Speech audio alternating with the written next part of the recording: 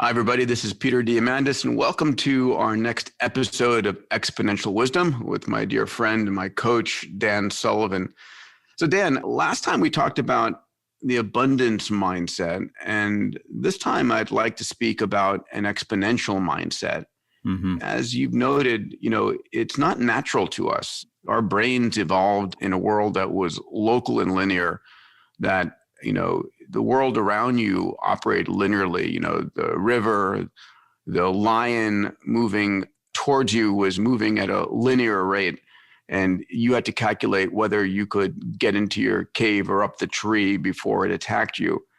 But we're living in a world today that is anything but local and linear. It's global and exponential. And training yourself to have that kind of a mindset, I think, is critically important. What are your thoughts about this? One of the things that I'm interested in is politics and social things. And I've been marinated in this since I was 4 years old. And, it's something that I pay attention to. If there's a constant issue in politics that goes back millennia, it's the problem of inequality in a society. For last couple hundred years, it's been income and it's been economic wealth. But I would say that's kind of a result. I think income and wealth is a result of something deeper. And I think the deeper thing, and we can talk about some great examples of this because you have hung out for the last couple of decades of your life in an industry that's an exponential industry. And, a lot of the thinking, they just consider it normal that you would think in exponentials. And if you look at the greatest difference, the cause of the greatest difference between haves and have-nots, thinking about it, people who are linear thinkers versus exponential thinkers would be a good place to start your examination. That people who think exponentially, their incomes are going to be amazingly bigger and their wealth is going to be amazingly bigger than the people who are linear, but they're working the same amount of time. I mean, they have 24-hour days too. They have 60-minute hours and everything like that. They're just doing something different with their time, with capabilities that are either just linear capabilities or exponential capabilities. That's how I would approach it for my world, that if you don't want to talk about that, then you're not going to come up with any interesting answers. We talk about having an exponential mindset, having an exponential organization, and you need to train yourself on because our brains are wired to think in a linear fashion. And the reality is that the tools you have are not changing in a linear fashion. They are changing exponentially. When I talk about the tools, I mean computation, sensors, networks, artificial intelligence, robotics, 3D printing, synthetic biology, augmented virtual reality, blockchain technologies. These are all changing rapidly. And you're right. It's the individuals who look at their current business and say, okay, how could we do this differently? One of my favorite examples, and I had the two founders on my stage last year at Abundance 360. It's a company called Relativity Space, two young 23-year-olds who one of them working for Jeff Bezos at Blue Origin, one of them was working for Elon at SpaceX. And they said, well, how would we reinvent, the rocket business? Now, here they are working at two of the most extraordinary exponential organizations already, right? I mean, SpaceX and Blue Origin. And then they asked, well, what's the next leap? And people have to realize there's always the next leap. There is something better than Zoom, better than Amazon, better than Apple. It's there for you to find and to create. And that's part of an abundance mindset. It's part of an exponential mindset. And they created a company called Relativity Space in which they're 3D printing 95% of the rocket. And all of a sudden, when you're able to think about 3D printing the entire rocket, I mean, they've gone to a multi-billion-dollar valuation in just a few years. It's insane. What you can do in terms of your flexibility and your ability to just print it 5% bigger or 10% bigger, or whatever the case, is extraordinary. So you can look at exponentials everywhere, but it's tough. It's tough. It's something that everybody should realize. Exponential is a simple doubling, right? In a linear mindset, it's 1, 2, 3, 4, 5. In an exponential mindset, it's 1, 2, 4, 8, 16, 32. And when you double something 10 times, it's 1,000 times bigger. Double it 20 times, it's 1,000,000 times. Double it 30 times, it's 1,000,000,000 times. And it's that disconnect between 30 linear steps is 30 meters, 30 exponential steps, 1,000,000,000 meters. Yeah. That's so massive and opportunistic. Yeah. Well, the great fortunes of even the past centuries before the technologies we have, they were still using a multiplier. One of the big multipliers of the past 200 years was the steam engine started it off. But the big thing was internal combustion engine was a huge multiplier. And so the fortunes built on cars, trucks, and everything else. But actually, one of the really big ones around, 1500, 1400s was deep water navigation up until the 1500s. A sailing ship couldn't afford to get too far away from land because you would immediately lose your bearings. The sextant and the chronometer that were created over the next couple of centuries meant that you could sail anywhere in the world and more or less know exactly where you were. And there were individuals who took advantage of that and countries that took advantage of that. Actually, the biggest corporation in the history of the world in relationship to its country was the East India Company, founded in 1600, but in 1800, they had an army and navy bigger than the British Navy and the British Army. Wow. They were a British corporation. They had 40, 50,000, employees just in India, the East India Company. But they were exponential because they took advantage of, deep water navigation. And so printing was exponential. Reading was exponential. Having an alphabet, a simple alphabet, was exponential. Having the 10-digit numerical system with 0 being the 10th one was exponential. So we have all these exponential tools, which at any given time speeds something up so that there's inequality. I think the greatest thing that drives the world forward is a new shortcut, a new exponential shortcut that increases inequality. Interesting. And I think you raise a very important point that most people don't realize. When we think about exponential growth, I think about, just the last 50 years of Moore's law, with transistors doubling on a piece of silicon. But it's not the case. We've seen exponential tools driving exponential growth since the first flint axe or whatever was created, where we magnified human muscle power. And it's these inflection points that move things. And I think we're going to see this continuation of new tools that are created that we could not have imagined life before that. We take so much of what we have for granted today, right? Yeah.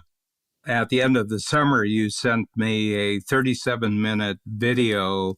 They were really quick reports. They were like 90-second reports on the part of cutting-edge scientists and doctors in the longevity field. Yes. And you could take any one of those and say, what if it really developed the way they're seeing it to develop? It would create an exponential in certain individuals who took advantage of exponential. They would have a certain kind of certainty that they could live another 20, 25 years that they can plan for. And I think longevity is actually one of the great exponentials, all the medicine and technology that's contributing. If you're interested in it, first of all, you got to be interested. And we can talk about the longevity mindset on another thing. But my feeling is that nothing's useful unless you have a goal for it. Yeah, like you say, your eyes only see and your ears only hear what you're looking for. So what is your goal? And that brings me to another point. Most people don't realize that you back into the mindsets you have. Your mindset has come from where you were born, the people you hang out with. And I think ultimately your mindset is the most important tool that you as an entrepreneur have. And so doesn't it make sense, if that's the case, for you to actively choose your mindset, not to just let it happen to you? So, I teach and I work on it at Abundance 360, as you all know, is helping entrepreneurs actively choose and shape specific mindsets. We talk about abundance, exponential mindset, longevity mindset, a moonshot mindset, a gratitude mindset. And the way that you choose it, you can understand the benefits. We can talk about the benefits, but then you need to create in your life overwhelming evidence for that mindset that helps you see it and reinforce it over and over again. Yeah, one of the things that I've really focused on at Strategic Coach is thinking tools, which produce a different kind of mindset just by going through, a half hour of thinking, and certain concepts that favor, if you have a goal and you're excited about the goal, stop yourself from saying, how are you going to do it? Who's going to do it for you? Yes. One of the chapters in the book, this is the book, Who Not How, that's out in the market right now, is a manufacturer in China who felt the need to create a new factory in India to diversify his centers. And he did it in 6 hours with 6 impact filters. Mm-hmm. He went through the head of the Indian Trade Commission in China, who directed him to another individual, who directed him to another individual. In 6 months, he had a factory that in the second half year produced $30 million of revenue. I said, what's the impact of doing this in 6 hours? And I asked him, how long did it take you? He says, 6 hours, half hour for the impact filter, half hour for the conversation. I asked him, he's about 60. He's been in this business for 35 years. And I said, now combined with Zoom, because Zoom happened at the same time. So you've got a concept, a mindset called Who Not How, and you've got a technology that removes the transportation and travel barriers that you might have had. He was on this morning. He just checked in for a couple hours this morning. And I said, how are you feeling right now after this past year doing the Who Not How and Zoom? And he said, I'm 20 again. Yeah. He says, I've got a bigger future now at 60 than I ever had at 20. So, yeah, that's amazing. And that is, by the way, part of the abundance mindset that we spoke about, is seeing a bigger future for yourself, that every year there's more and more. And, and exponential tools play in that they give you the ability to communicate with not just your town or village, with the world. They enable you to manufacture, to design, to create, to gather data, to analyze the data. I'll give you a little sample that Dean Jackson presented. Please. I have a podcast with Dean Jackson, which is called Welcome to Cloudlandia. He gave an example. There's a man who is called Mr. Beast. That's his name. He's Mr. Beast. Okay. And he's 23 years old, and he's got 50 million YouTube followers. He's a YouTube influencer. Okay. And he does his own stuff, and he interviews people, and he's 23, and he's wealthy beyond what he's ever going to need. So he did a neat thing, I would say about 5 weeks ago. Within the click of a computer, he created 300 new hamburger restaurants in the United States. There was a lot of work beforehand, but what he created was an add-on hamburger menu, a new special hamburger menu that has a coaching program, and it has everything that an existing successful hamburger restaurant can actually just digitally put in on top of there. And then he got the agreements, and he has a lot of who's to go out and do the footwork for him and everything else. And then he touched a button, and immediately I looked on, and sure enough, they're leading with, it's called Beast Burger.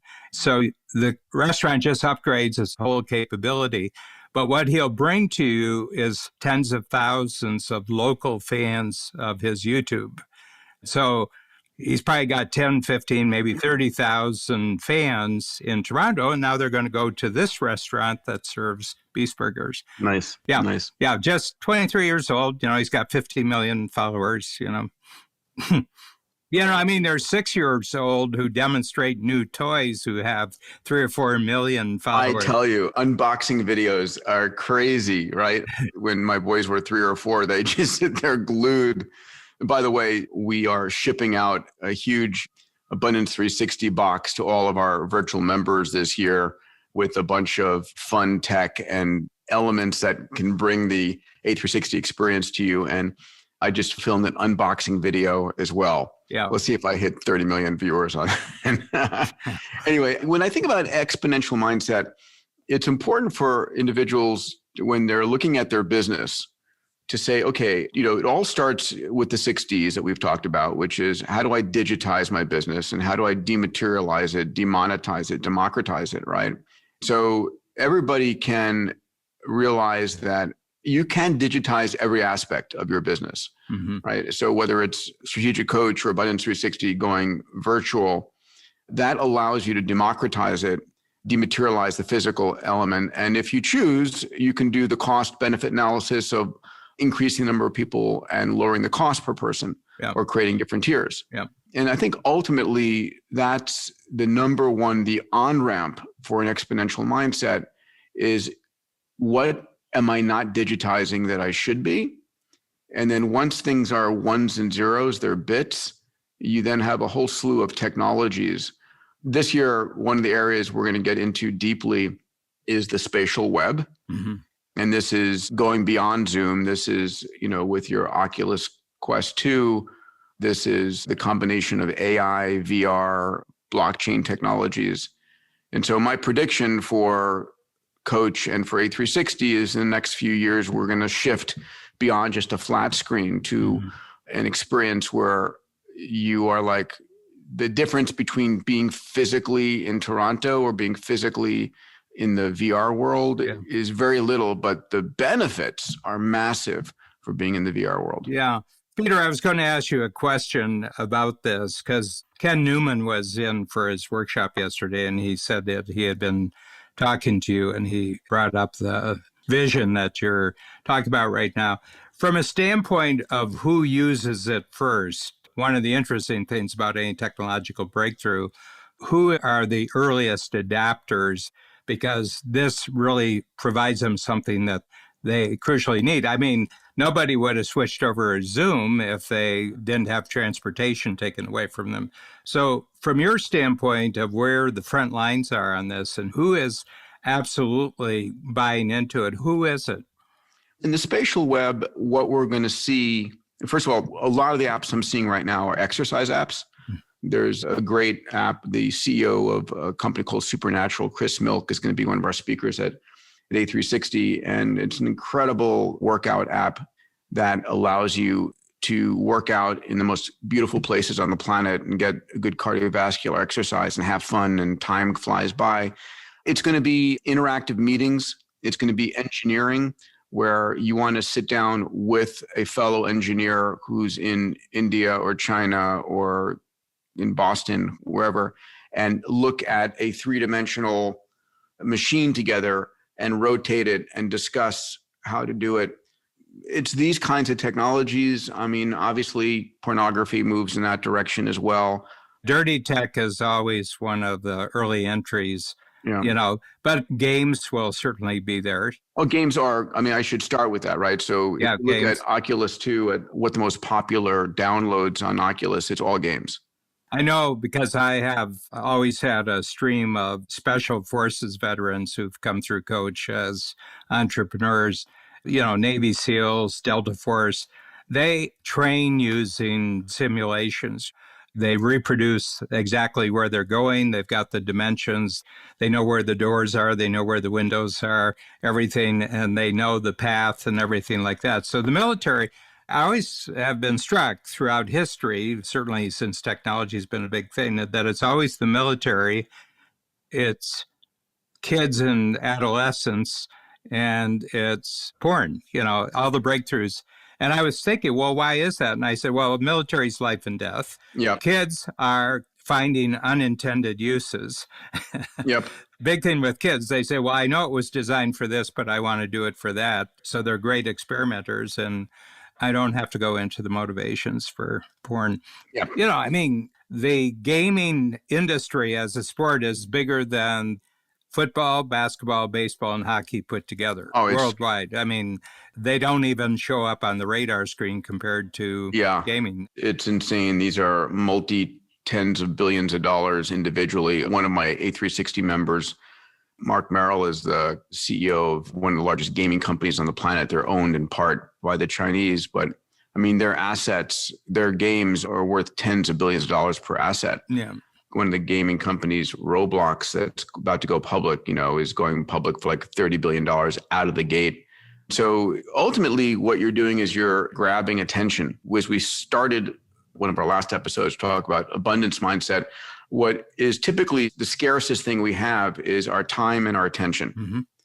And so if you can grab people's attention and grab their time, then you are tapping into the most scarce thing they have, and that drives your value up. Mm-hmm. You know, and it's always going to be extraordinarily unequal, you know, like certain individuals just take to it. You know, I still have, I would say, probably 20% of my existing client base who refused to come to a Zoom workshop. They said, it can't be the same. And I said, we have to have a special workshop for them that they don't cut their throats when they come to their first and say, for a year I could have had this and I didn't do it. And I said, you guys, I always talk about the two caterpillars. There's two caterpillars out for a crawl. And they're gossiping about caterpillar stuff. And a butterfly goes overhead and one says, you'll never get me up in one of those. Yeah, that's a good one. I like that.